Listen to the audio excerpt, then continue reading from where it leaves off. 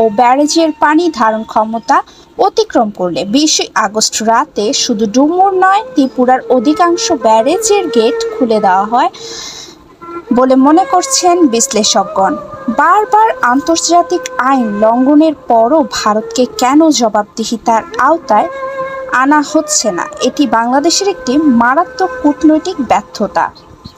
1972 সালের 7ই মার্চ ভারতের প্রাক্তন প্রধানমন্ত্রী ইন্দিরা গান্ধী ও বাংলাদেশের শেখ মুজিবুর রহমানের একটি বহুব্যাপী বাংলাদেশ ভারত মৈত্র সহযোগিতা ও শান্তি চুক্তি স্বাক্ষর করেন।